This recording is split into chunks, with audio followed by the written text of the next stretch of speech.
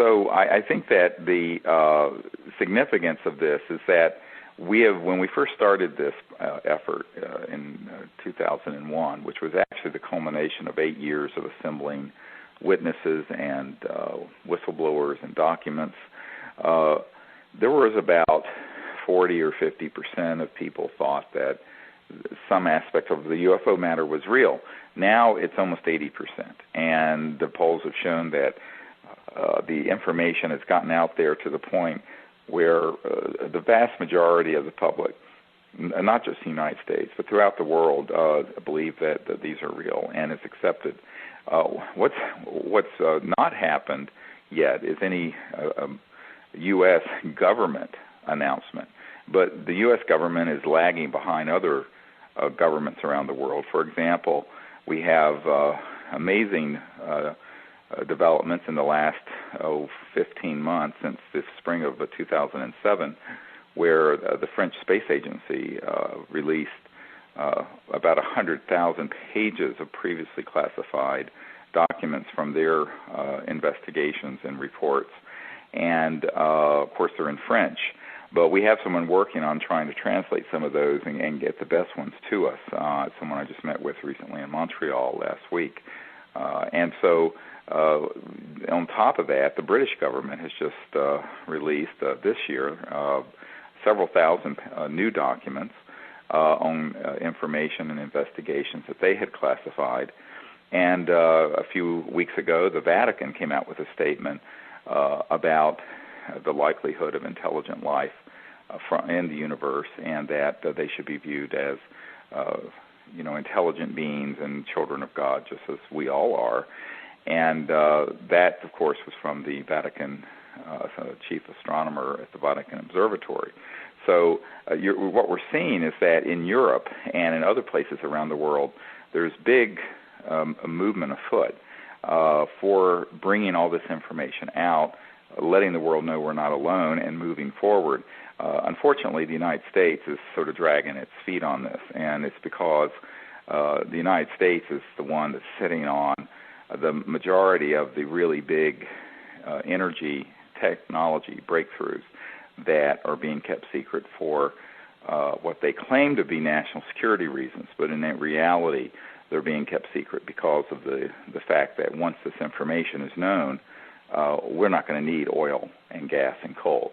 One of the things that most people don't think of when they see all the sensational stuff on a Larry King Live show or some other show is that the reason for all the ridicule and the secrecy around the issue is because the intelligence community has worked very closely with the economic powers and financial interests that are very concerned with people knowing that these objects are real, because if they know they're real and they see how they're moving, they're going to know that they're not using a solid rocket booster or a jet engine or any kind of propulsion system that we use on the Earth today in the non-classified world. And so when that happens, people are going to say, well, gee, why aren't we running our homes with these kinds of new energy and physics and big breakthroughs in technology? And of course, the public will demand that, because it's very well known that the so-called electromagnetic-gravitic systems, the anti-gravity systems, and the other zero-point or free energy systems have been studied and kept in classified projects for at least 50 or 60 years, and in the case of some of these energy developments, probably closer to 100 years. And so when the public finds that out, they're going to say, wait a minute, why am I spending $120 to fill up my pickup truck if you're a workman who has a contracting company? Or why am I spending $5,000 or $10,000 a year to heat my home if you're using oil in the East Coast or Northeast or New England, when there are all these alternative systems there? And why are the presidential candidates talking about spending $30 billion to study how to use coal more efficiently, when we don't need to be blowing up mountains and dragging coal out of the earth and haven't needed to do so for decades? These are all going to be very, very prominent questions that will be asked by the public and the scientists. And this is why the secrecy has continued, particularly in the United States, that is the world's largest economic power.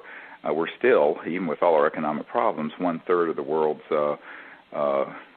economic activity in the United States, and so, or more.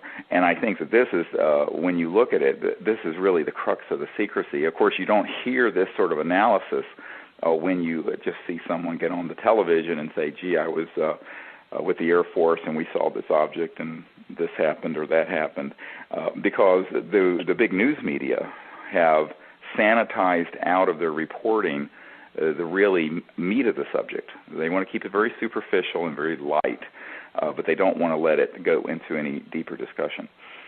Well, you know, that's exactly what caused me to join CSETI when I first heard you speak in 1996, because up until then I had only heard, you know, people's experiences seeing UFOs reiterated, and, you know, and that was the extent, you know, to which anyone delved into the subject until you started talking about these issues. And even now, I mean, that the secrecy, do you think that the secrecy is on shaky ground these days? Because even very recently on talk radio, I've heard people say that if GM and other auto companies that are actually closing plants and losing huge amounts of money right now if they really believed there were alternative energies, wouldn't they bring those forward now, because it's their very survival that's at stake? They would if they were free to do so. You know, one of the interesting and disturbing accounts is this very wealthy billionaire that I know, and he had known the head of General Motors back in the 60s, I believe it was the late 60s, who confessed to him that they had within their classified operations at General Motors these sort of free energy systems, and that they could make every single car coming out of Detroit and off the GM assembly lines using zero gasoline and oil. And that he felt that this executive with General Motors felt that it was time for that to happen. Well, it turns out 2 weeks later this man was found dead of an apparent suicide, except this man that I know, who's a very prominent industrialist and extremely wealthy, told me that he knew that he had not been at all suicidal, and they were friends, and that, in fact, he was convinced that he had been silenced because he was pushing for this to come out. So, unfortunately, often, even within these large corporations, a lot of the people in these corporations don't even know the reality of the classified projects that are compartmentalized and held secret within them. I, for example, met with the head of Lockheed International some years ago at his home near San Diego, and he had recently retired as the head of the Lockheed International branch.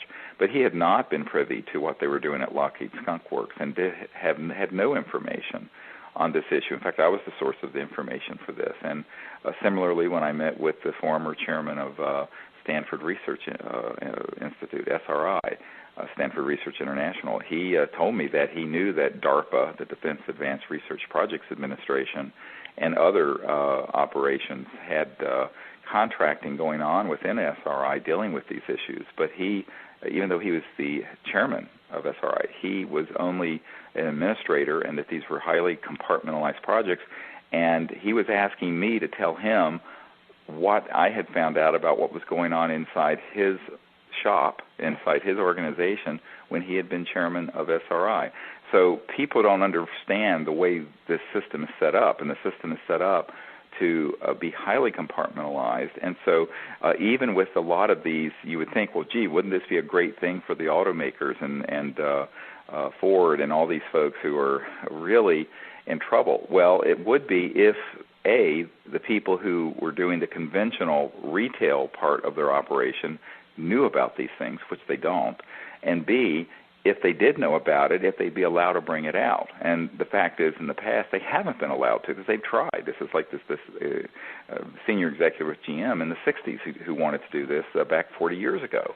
So we're in a situation where the problem is not scientific, it's more strategic and political.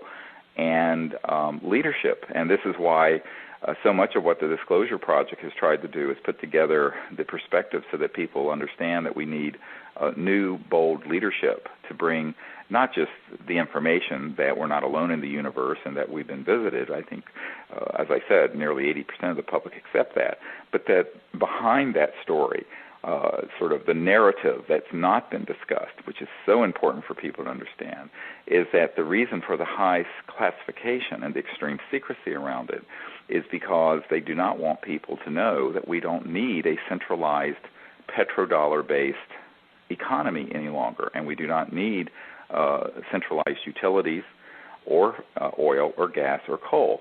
And that, of course, is a multi-trillion-dollar part of the world economy that's being protected by the secrecy. And so that's what's really driving this whole issue. And it's interesting for me to see a number of the big news organizations bringing Disclosure Project witnesses out to the national media through CNN and other avenues, but not allowing anyone to speak about the reason for the secrecy or the analysis behind it. That's all being still kept very much off the topic. And I think that this is why the alternative media and the Internet and shows like the World Puja Network are so important, so that people can have a source of getting information that they're simply not going to get on CNN.